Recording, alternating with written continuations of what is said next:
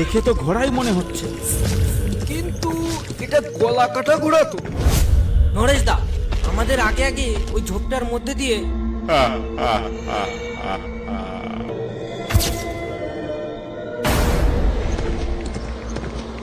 নরেশ দা, এই ঝড় বাদলার দিনে আমাদের এই রাস্তা দিয়ে নিয়ে যাচ্ছ কেন? গ্রামের পথ দিয়ে যেতে অসুবিধা কোথায় ছিল? আরে পাগলা, বুঝলি না? এই জঙ্গলের পথ দিয়ে না গেলে সবাই তো আমাদের দেখে ফেলবে যে আমরা কোথায় যাচ্ছি। কিন্তু নরেশ দা, আমরা যাচ্ছি কোথায় সেটাও তো ঠিক করে বলছো না। আর সঙ্গে এই ঘোড়াটাকেও বা কেন নিলে? বলবো বলবো, সব বলবো, কিন্তু এখন নয়। এখন বললে তোরা খুব ভয় পেয়ে যাবি।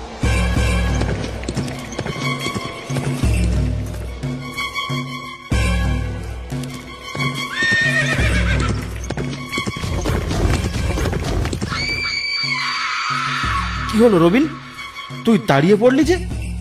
দাঁড়াও নরেশ দা, ওই ঝোপের পিছনে কিছু একটা নড়ে উঠলো না? তুমি কি দেখলে? হ্যাঁ রবীন্দা, আমি দেখেছি।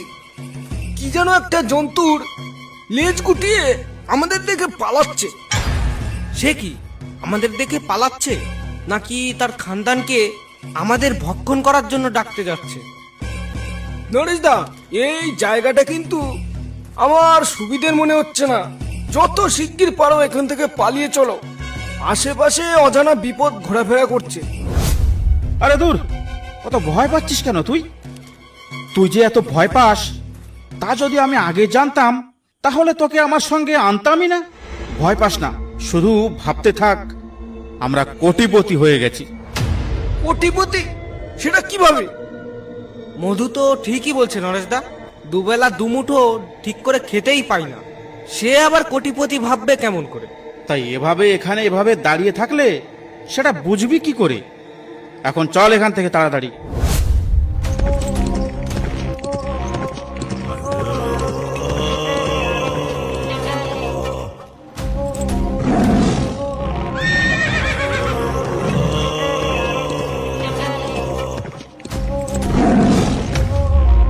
নরেশ দা, আশেপাশে কোথাও বাঘ দেখে উঠলো মনে হচ্ছে।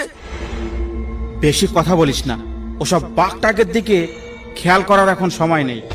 নরেশ দা, আমাদের আগে আগে ওই ঝোপটার মধ্যে দিয়ে লেজ নাড়িয়ে নাড়িয়ে কে যাচ্ছে? কই বলতো? গোবিন্দা, আমি কিন্তু ওর পিঠটা একটু দেখতে পেয়েছি। এ নির্ঘাত বাঘ। আর এখানে এক মুহূর্তও নয়। আমি এর থেকে আগে কোনো মতেই যাব না। তোদের মরার ইচ্ছা থাকলে তোরা যা। একদম ঠিক কথা বলেছিস মধু, এখান থেকে আর এক পাও আমি আগে যাব না। নরেশদার মরার ইচ্ছা থাকলে নরেশদাই যাক। তবে শোন, এবার আর তোদের কথাটা না বলে পারছি না। কি এমন কথা যেটা শুনলে আমরা ওই বাঘের মুখে জীবন দিতে যাব? আর এই বিপদ সংকুল জায়গায় কি গুপ্তধন লুকোনো আছে শুনি?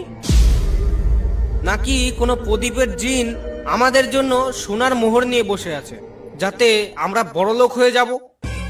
আর কিছু দূর গেলে পড়বে কেদোখালি জঙ্গল। সেই জঙ্গলের মাঝখানে একটা পুরনো মন্দির আছে। সেই মন্দিরের পেছনে লুকানো আছে একটা বাক্স, আর সেই বাক্সে আছে সোনার মোহর। কিন্তু ওই মোহরগুলো ওখানে গেল কি করে? আর একথা তুমি জানলেও বা কি করে? কে বলেছে তোমাকে এসব ফালতু কথা? এসব ফালতু গাঁজাখড়ি কথা কে বলেছে তোমাকে? তার নামটা একবার বলো তো আমাকে। কেউ বলেনি এসব কথা আমাকে। তাহলে তুমি জানলে কি করে এই রহস্যর কথা? এই নে তাহলে দেখ, এবার বিশ্বাস হলো তো? হ্যাঁ তাই তো, এটা তো সত্যিই গুপ্তধনের নকশা। কিন্তু এটা তুমি পেলে কোথায় বলো তো নরেশদা? কাল আমি গেছিলাম ঝড়খালিতে মাছ ধরতে। সেখানে 2-3 বার জাল ফেলতেই জালের সঙ্গে একটা বাক্সের মধ্যে এটা উঠে এসেছিল। কিন্তু নকশাটা আমি দেখেই বুঝতে পেরেছি যে এটা কোনো গুপ্তধনেরই নকশা। তোরা আমার সব থেকে ভালো বন্ধু, তাই তোদেরই আমার সঙ্গে নিয়ে এসেছি। অন্য কাউকে আনার সাহস পাইনি। তোরাও আমাকে খুব ভালোবাসিস এটা আমি জানি, যার কারণে আমার এক কথায় তোরা আমার সঙ্গে জঙ্গলে পাড়ি দিয়েছিস। আর এই ঘোড়াটা এনেছি কারণ ঘোড়াটার পিঠে ওই সোনার মোহরগুলোর বস্তা বেঁধে নিয়ে যাওয়ার জন্য। সবই ঠিক আছে নরেশদা, কিন্তু যাত্রাপথে এত বিপদ, আমরা গুপ্তধন পর্যন্ত বেঁচে পৌঁছবো তো? গুপ্তধন পর্যন্ত বেঁচে না হয় পৌঁছলাম, কিন্তু গুপ্তধন নিয়ে বাড়ি পর্যন্ত বেঁচে পৌঁছবো তো? এই জঙ্গলের মধ্যে যদি কোনো ডাকাতের খপ্পরে পড়ি তাহলে? এটা কোনো বিপদ নয় রে রবিন, এর থেকেও বড় বিপদ আছে সামনে। গুপ্তধনের নকশাটা ভালো করে দেখেছিস? নকশাটা তো দেখলাম, তার মধ্যে এক জায়গায় একটা কালো পতাকাও দেখলাম, আর মা কালীর খাড়ার মতো কিছু একটা দেখলাম। নরেশদা, ওই কালো পতাকাটার মানে কি, আর মা কালীর খাড়াটার মানেও বা কি? তুই একদম ঠিক বুঝেছিস মধু। ওই খাড়াটার মানে তো আমি বুঝতে পারিনি, কিন্তু ওই কালো পতাকাটার মানে হলো ওখানে কোনো ভয়ঙ্কর বিপদ আছে, যে বিপদ পার করলেই আমরা হয়ে যাব ওই দেশের কোটিপতি। কিন্তু ওই খাড়াটার মানেটা যে কি সেটা ওখানের পরিস্থিতি দেখেই উদ্ধার করা যাবে। যত বিপদই আসুক না কেন নরেশদা, আমরা তিনজন যদি একসঙ্গে থাকি কোনো বিপদই আমাদের ধারে কাছে আসতে পারবে না। তাহলে আর দেরি কিসের, এক্ষুনি চলো ওখানে।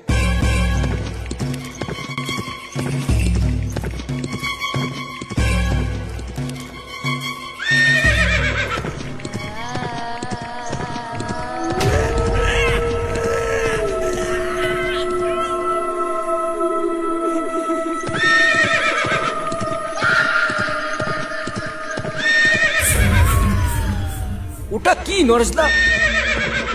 দেখে তো ঘোড়াই মনে হচ্ছে। কিন্তু এটা গলা কাটা ঘোড়া তো, এটাকে দেখে আবার তোমার ঘোড়াটা ভয় না পায়। মধু, এটা মনে হচ্ছে আমারই ঘোড়া। আমার ঘোড়াটাকে তো আশেপাশে দেখতে পাওয়া যাচ্ছে না। কোথায় গেল ঘোড়াটা? রবিন কোথায়? রবিনকে তো দেখতে পাওয়া যাচ্ছে না। আমি ভালোভাবে বুঝতে পেরেছি, ওই খাড়াটার চিহ্নটার অর্থই হলো কোনো একটা বলি চায় সে। তাই বলে দুটো বলি কি করে নিতে পারে? আচ্ছা নরেশদা, তোমার বাড়ি তো এতদিন কোনো ঘোড়া দেখতে পাইনি, তুমি এই ঘোড়াটা পেয়েছো কোথায় বলো তো? ঘোড়াটা আমি কাল জঙ্গল থেকে আসার পথে একটা গাছে বাঁধা ছিল। আশেপাশে কোনো লোক না দেখে ঘোড়াটাকে আমি খুলে নিয়েই চলে এসেছিলাম বাড়ি। আমার আর বুঝতে কিছু বাকি নেই, এই ঘোড়াটাই আমাদের এই জঙ্গলে নিয়ে এসেছে, কিন্তু কেন?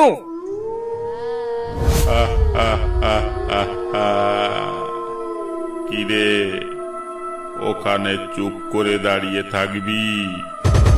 গুপ্তধন নিবি না?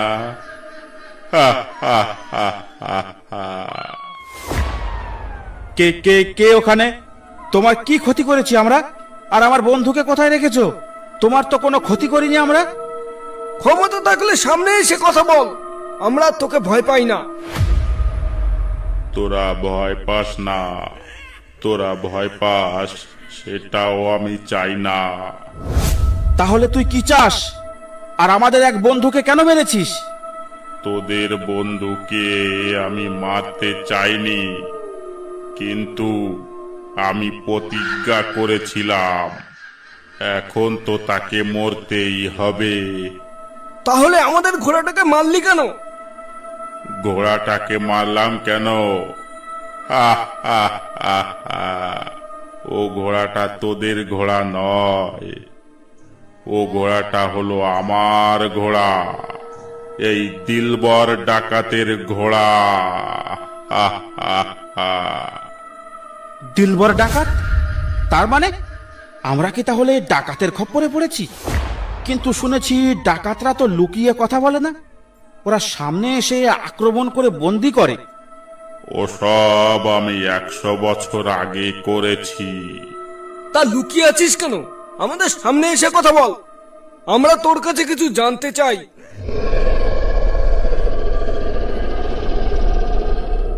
কি জানতে চাস আমার কাছে? আমার বন্ধু রবিনকে মারলি কেন তুই? আমি ছিলাম এই কেদোখালির কুখ্যাত ডাকাত।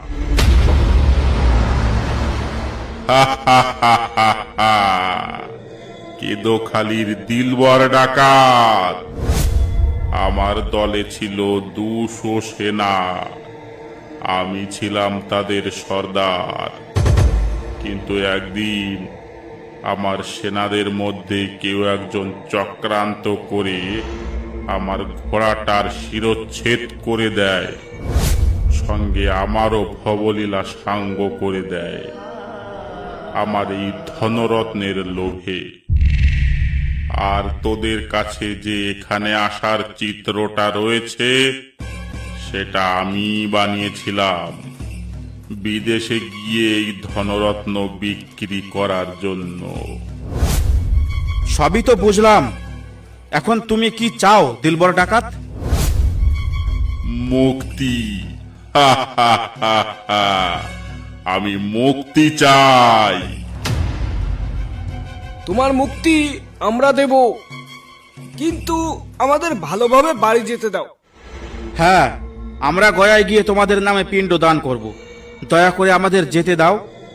ঠিক আছে, তাহলে তোরা যা, কিন্তু যাওয়ার আগে ওই মন্দিরের পেছন থেকে গুপ্তধনের বাক্সটাও নিয়ে যা।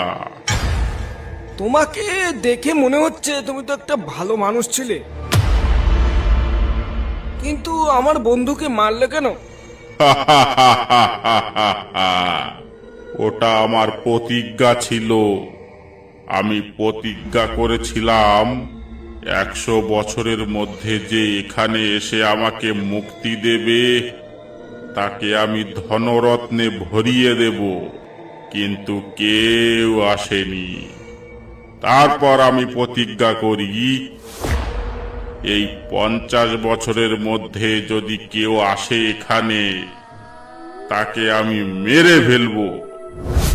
কিন্তু ভাগ্যক্রমে তোরা 3 জন এখানে এসে পড়েছিস। আমার প্রতিজ্ঞা মতো তাই আমি একজনকে মেরে ফেলেছি।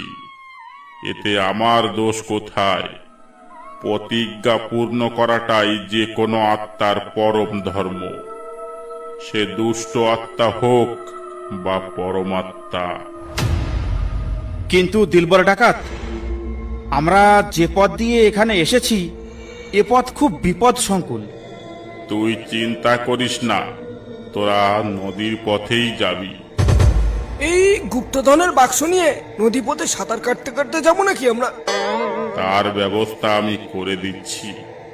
এই পথ দিয়ে সোজা নদীর ঘাটে পৌঁছে গেলেই দেখতে পাবি আমি একটা লাল রঙের নৌকা রেখে দিয়েছি তোদের জন্যে। এবার নিশ্চিন্তে মোহরের বাক্সটা তুলে নিয়ে বাড়ির দিকে যা। তুমি কোনো চিন্তা করো না দিলবর ডাকাত, 7 দিনের মধ্যে তুমি এই জঙ্গল থেকে মুক্তি পাবে। ওই তো একটা কোদাল, চলো ওই কোদালটা দিয়েই মাটি খোঁড়া যাক। চল তাহলে, আর দেরি করে লাভ নেই।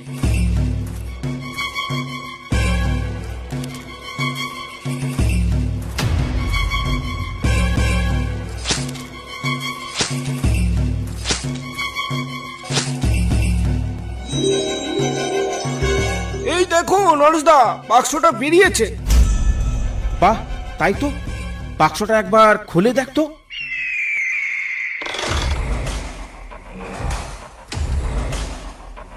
দেখো নরেশদা, কেমন চকচক করছে। তাহলে এবার আমরা সত্যি সত্যি কোটিপতি হয়ে গেলাম। শুধু দুঃখ একটাই রে, আজ আমাদের মাঝে রবিনটাই বেঁচে নেই। রবিনের জন্য আমাদের কিছু করা উচিত। নরেশদা, এই সম্পদ আমরা দুজনে ভোগ করলে রবিনের আত্মা খুব কষ্ট পাবে। তুই কোনো চিন্তা করিস না মধু, আমি অত বড় স্বার্থপর নয়। এ ধনরত্ন আমরা 3 ভাগে ভাগ করব। রবিনেরটা রবিনের বউকে গিয়ে আমি কালই বুঝিয়ে দিয়ে আসব। বেচারা গরিব মানুষ, বেঁচে থাকাকালীন দুবেলা দুমুঠো খেতেও পারতো না, তার বউ ছেলে মেয়ে নিয়ে। চলো এবার বাড়ির দিকে চলো।